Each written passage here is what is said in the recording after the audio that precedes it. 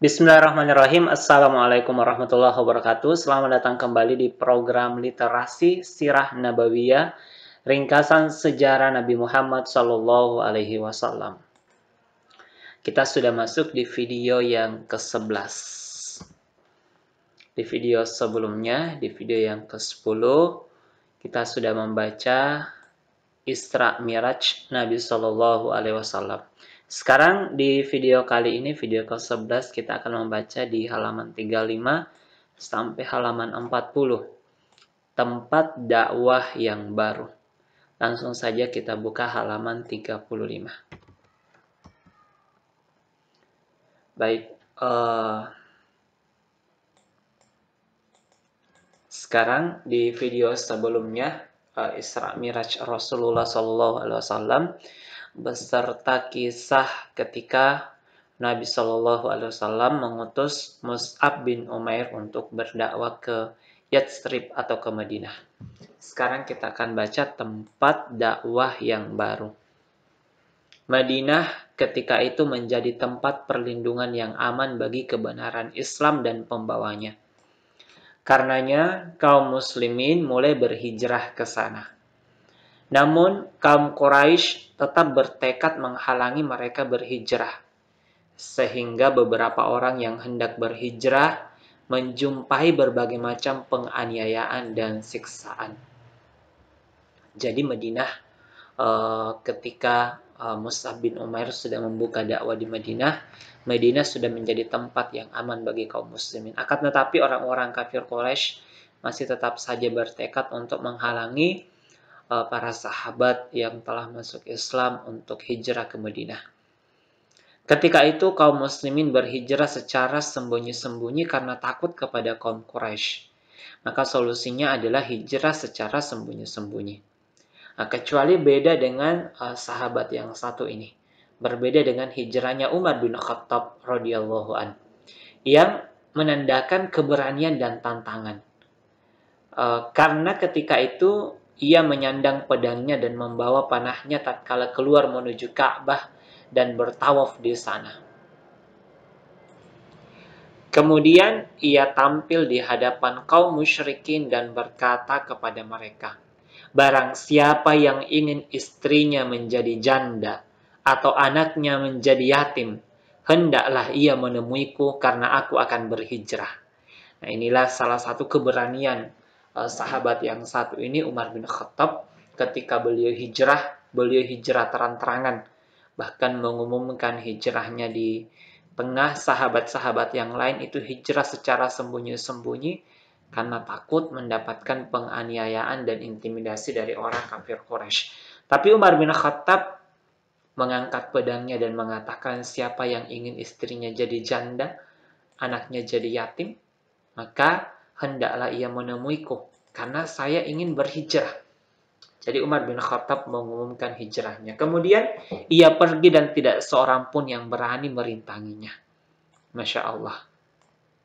Berbeda dengan Abu Bakar As-Siddiq, ia meminta izin kepada Rasulullah SAW untuk ikut berhijrah. Namun beliau menjawab, jangan tergesa-gesa. Mudah-mudahan Allah memberimu teman untuk berhijrah. Keadaan ini terus berlanjut sampai sebagian besar kaum muslimin telah berhijrah. Jadi ini adalah periode hijrah. Jadi sebagian besar umat Islam sudah hijrah ke Madinah.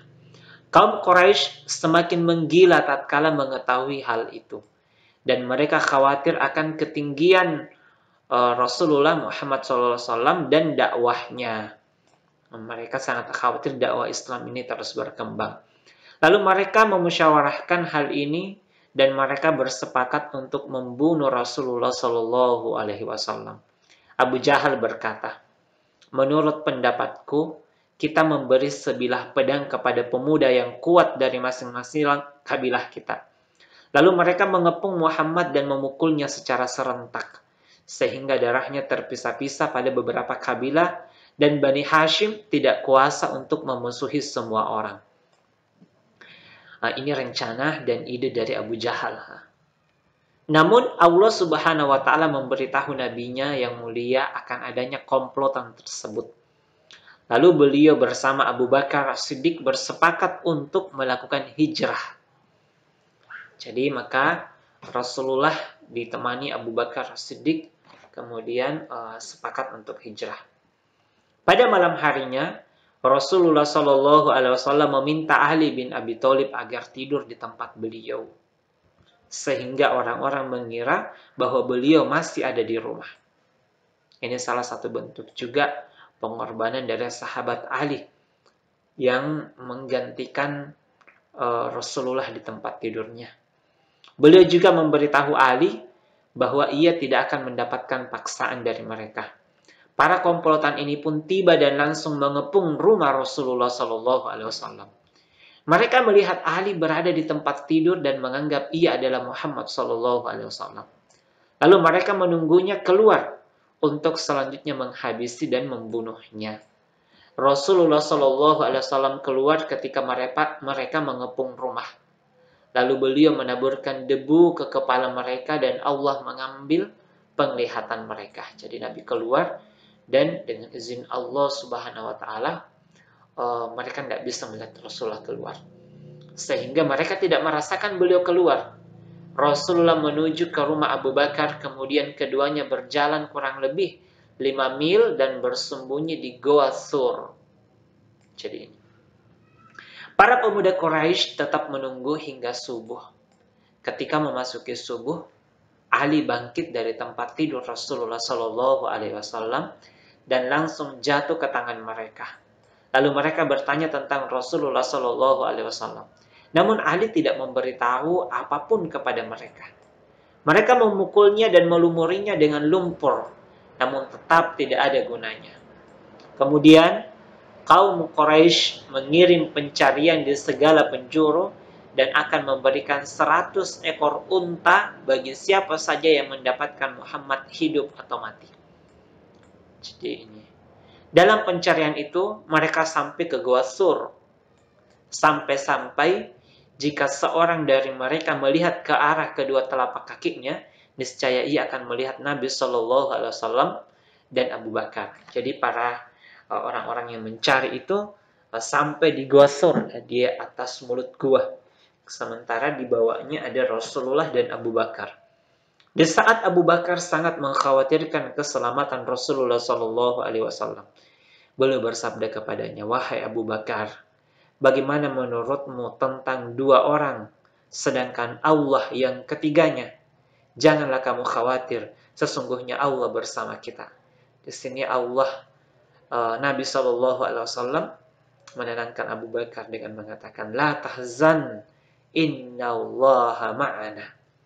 Inilah ayat yang dibaca oleh Nabi. Jangan kamu khawatir, Allah bersama dengan kita. Namun anehnya, mereka tidak melihat Nabi dan Abu Bakar. Keduanya tetap berada di goa selama 3 hari. Jadi Abu Bakar dan Rasulullah berada di goa 3 hari. Dan kemudian berangkat ke Madinah. Ketika itu perjalanan sangat panjang dan terik matahari sangat menyengat. Pada waktu sore di hari kedua, keduanya melintasi sebuah kemah yang di dalamnya ada seorang wanita bernama Ummu Ma'bad. Keduanya meminta makanan dan minuman darinya. Namun keduanya hanya mendapati seekor kambing yang sangat kurus, yang karena lemahnya tidak bisa pergi ke tempat penggembalaannya dan tidak memiliki air susu setetes pun. Lalu Rasulullah SAW bergegas menghampirinya dan mengusap susunya. Lalu memarahnya hingga memenuhi satu wadah besar. Ummu Ma'bad terdiam heran atas apa yang dilihat. Dan mereka semua meminumnya hingga mereka merasa kenyang. Inilah mukjizat Rasulullah SAW.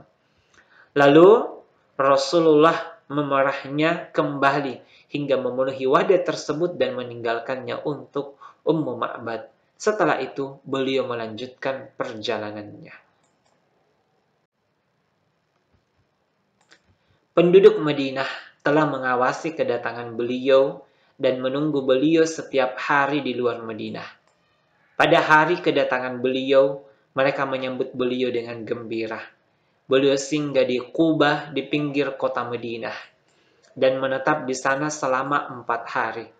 Di sana beliau membangun Masjid Qubah yaitu masjid yang pertama kali dibangun dalam Islam. Inilah masjid yang pertama dibangun, yaitu Masjid Qubah di kota pinggir Madinah. Pada hari kelima, beliau berjalan ke Madinah, dan kebanyakan kaum Ansar berusaha meraih Rasulullah SAW dan memperoleh kemuliaan dengan menjamu beliau di sisi mereka. Maka mereka memegang kendali onta beliau, dan beliau pun berterima kasih kepada mereka dan bersabda, biarkanlah, karena ia diperintah. Jadi onta Nabi SAW berjalan sendiri. Tatkala onta tersebut sampai ke tempat yang Allah perintahkan, maka ia akan duduk. Beliau tidak turun darinya sebelum onta tersebut bangkit dan berjalan sedikit, lalu menoleh dan kembali lagi. Akhirnya onta tersebut duduk di tempatnya semula dan beliau turun darinya. Tempat itulah yang kemudian menjadi Masjid Nabawi. Jadi Rasulullah SAW singgah di rumah Abu Ayyub Al-Ansari, sedangkan Ali bin Abi Thalib ia tetap berada di Mekah selama 3 hari sepeninggal Nabi SAW. 3 hari setelah Nabi ke Madinah. Kemudian keluar menuju Madinah dan berjumpa dengan Nabi SAW di Qubah. Jadi Ali bin Abi Thalib ketemu dengan Rasulullah di Qubah. Jadi 3 hari Rasulullah SAW meninggalkan kota Mekah, baru Ali bin Abi Thalib menyusul beliau.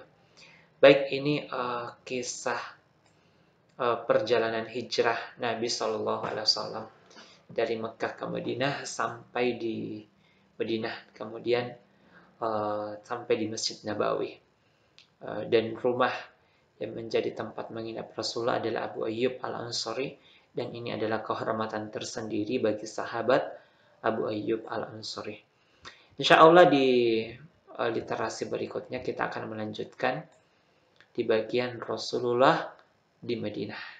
Semoga bermanfaat. Wassalamualaikum warahmatullahi wabarakatuh.